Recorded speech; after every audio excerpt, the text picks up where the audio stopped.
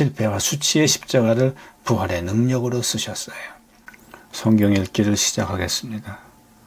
용서받지 못할 죄란 제목으로 마가복음 3장 20절부터 35절의 말씀을 전하겠습니다. 집에 들어가시니 무리가 다시 모이므로 식사할 겨를도 없는지라. 예수님은 밥 먹으러 집에 들어가셨어요. 그런데 사람들이 너무 많이 몰려들어 식사하실 겨를도 없는 거예요. 그때 돌발적인 일이 벌어져요. 예수의 친족들이 듣고 그를 붙들러 나오니 이는 그가 미쳤다 하멜러라. 예수님이 미쳤다는 소문을 듣고 예수님의 친족들이 붙잡으러 온 거예요. 왜 이런 소문이 돈 거죠? 그의 친족들은 예수님이 아기일 때부터 그 성장 과정을 쭉 지켜보아온 사람들이에요. 그들이 보기에 예수는 아주 평범한 사람이에요. 근데 예수가 귀신을 쫓아냈대요. 그것도 안식일에 회당에서. 비응급인데 안식일을 위반하면서까지 병을 고친 거예요. 미쳤죠. 나병 환자를 고쳤대요. 근데 몸에 손을 댔대요. 율법은 나병 환자와의 접촉을 엄격히 금하고 있어요. 미쳤죠. 한쪽 손이 마비된 자를 고쳤대요. 그것도 안식일의 회당에서. 한 번이면 실수일 수 있지만 2번 반복되니 의도된 행동이에요. 도무지 이해가 안 가요. 제자들을 뽑았는데 어부들 중에 뽑았대요. 말도 안 되지만 그럴 수도 있어요. 하지만 세리를 제자로 뽑았대요. 매국노여 최악의 주인인데 단단히 미쳤죠. 중풍병자를 고쳤대요. 근데 내가 내 죄를 용서한다고 그랬대요. 용서는 오직 하나님만이 하시는 건데 사람이 이런 소리를 했으니 미쳐도 확실히 미쳤죠. 또 설교도 하고 다닌다는데 자기가 안식일의 주인이래요. 십계명도 율법도 다 인간 미치래요.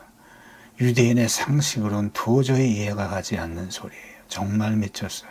예수에 대한 소문이 하나부터 10까지 예수가 미쳤다는 사실을 가리켜요.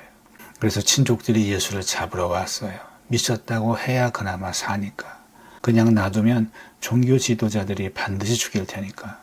예루살렘에서 내려온 서기관들은 그가 바알세불이 집혔다 하며 또 귀신의 왕을 힘입어 귀신을 쫓아낸다 하니 예수가 귀신과 한통속이다 이런 소문을 퍼뜨린 자들이 있었어요. 예루살렘에서 내려온 서기관들이에요. 사두개파예요. 예수를 죽이기 위해 정치 세력이 가동하기 시작한 거예요. 그들 주장은 예수가 미친 게 아니라 악령 들린 거예요. 왜? 그래야 죽일 수 있으니까. 예루살렘의 최고 종교 지도자들은 이미 예수를 죽이기로 결정을 내린 상태예요. 그래서 사람을 내려보내서 예수가 귀신과 한통속이다 라는 거짓 소문을 퍼뜨리기 시작한 거예요. 예수께서 그들을 불러다가 비유로 말씀하시되 사탄이 어찌 사탄을 쫓아낼 수 있느냐. 예수께서 그들을 불러다가 저들의 악의적인 거짓에 예수님도 열받으셨어요. 그래서 그들을 오라고 부르세요. 그리고 말씀하시는데 사탄이 어찌 사탄을 쫓아낼 수 있느냐. 너희들 주장은 논리적 모순이다라는 거예요. 왜 그러냐? 또 만일 나라가 스스로 분쟁하면 그 나라가 설 수 없고 만일 집이 스스로 분쟁하면 그 집이 설 수 없고 만일 사탄이 자기를 거슬러 일어나 분쟁하면 설 수 없고 망하느니라. 왕국, 집, 귀신 이 셋의 공통점이 뭐냐? 분란이 일어나면 자멸하고 만다라는 거예요. 그래서 귀신이 귀신을 쫓아내는 일은 절대로 일어날 수가 없다라고 하는 거죠. 만약 그런 일이 가능했다면 왕국, 집, 귀신의 세계는 이미 무너져 없어졌을 거예요. 그러니 사두개인들, 즉 정치적 종교 지도자들은 거짓된 가정 위에 거짓된 논리를 전개하고 있었던 거예요. 사람이 먼저 강한 자를 결박하지 않고는 그 강한 자의 집에 들어가 세간을 강탈하지 못하리니 결박한 후에야 그 집을 강탈하리라. 강도 행위가 성립되려면 강도가 피해자들보다 강해야 돼요. 피해자를 완전 제압한 후에야 세간을 털어갈 수 있어요. 이 얘기가 무슨 뜻이냐? 성령이 아니고선 귀신은 사람한테서 절대로 떠나가는 법이 없다라는 거예요. 하지만 저들은 성령의 능력을 몰랐어요. 그래서 예수가 귀신의 힘으로 귀신을 내쫓는다는 거짓 논리를 퍼뜨린 거예요. 내가 진실로 너희에게 이르노니 사람의 모든 죄와 모든 모독하는 일은 사하심을 얻되 누구든지 성령을 모독하는 자는 영원히 사하심을 얻지 못하고 영원한 죄가 되느니라 하시니 이는 그들이 말하기를 더러운 귀신이 들렸다 함이로라. 용서받지 못할 죄가 있다는 거예요. 너희들 반드시 지옥 간다. 이 뜻이에요. 성령이 뭔지도 모르고 성령의 능력도 모르며 성령의 역사를 왜곡하고 방해해요. 이런 자들이 사람들의 신앙을 지도한다고 하니 저들은 지옥 가야 마땅해요. 남들도 지옥으로 끌고 가니 더더욱 지옥 가게 돼 있어요. 용서받지 못할 죄란 바로 이런 뜻이에요. 그때 예수의 어머니와 동생들이 와서 밖에 서서 사람을 보내어 예수를 부르니 무리가 예수를 둘러 앉았다가 여짜오되 보소서 당신의 어머니와 동생들과 누이들이 밖에서 찾나이다. 다시 원래 에피소드로 돌아왔어요. 예수가 미쳤다는 소문을 듣고 친족들이 예수를 잡아가려고 찾아왔어요. 안 가겠다고 저항할 수도 있으니 엄마와 동생들이 등장해요. 감성적 접근을 하는 거죠. 대답하시되 누가 내 어머니이며 동생들이냐 하시고 둘러 앉은 자들을 보시며 이르시되 내 어머니와 내 동생들을 보라. 누구든지 하나님의 뜻대로 행하는 자가 내 형제여 자매여 어머니이니라. 신앙가족이 혈연가족에 우선한다라는 뜻이에요. 보통의 상식으로는 이해할 수 없어요.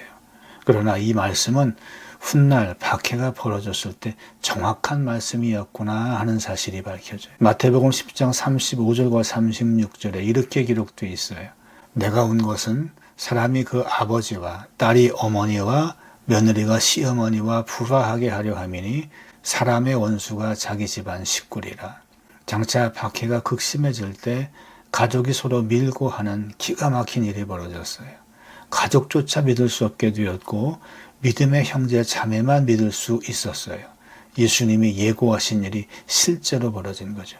누구든지 신앙가족에 대한 정의예요. 신앙가족에는 인종의 차별도, 민족의 차별도, 남녀의 차별도, 빈부의 차별도, 지위의 높고 낮음도 없어요. 누구든지 신앙가족이 될 수 있어요. 하나님의 뜻대로 행하는 자가 혈연이 우선이 아니에요. 신앙이 우선이에요.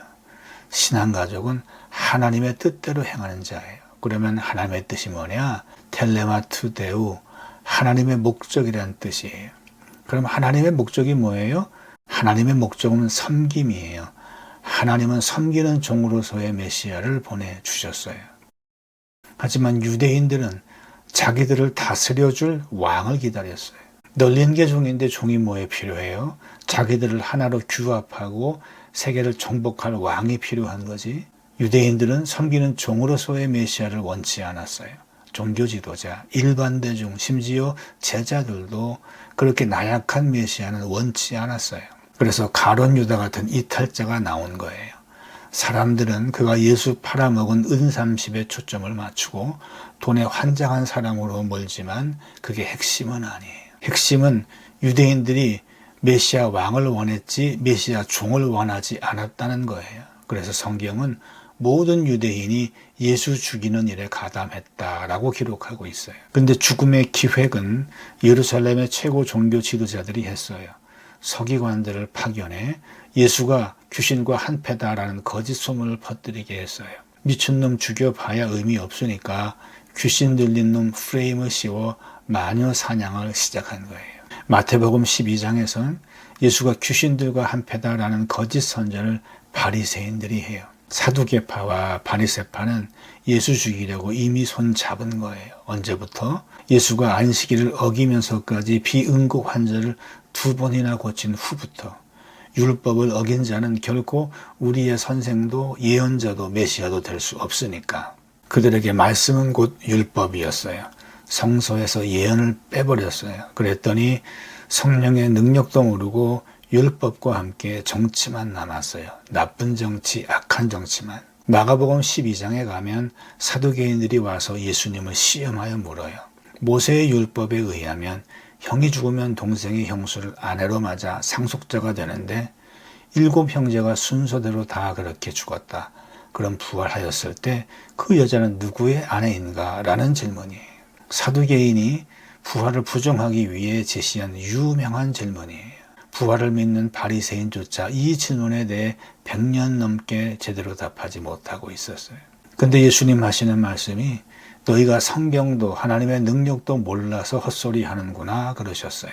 종교 지도자들은 성경에서 예언을 빼버렸어요. 그랬더니 성령의 능력도 잃어버렸어요. 그래서 메시아가 오셨을 때 저는 가짜다 그러면서 예수를 잡아 죽였던 거예요. 근데 예수님이 어떤 일을 하세요? 잃어버린 예언을 회복하세요.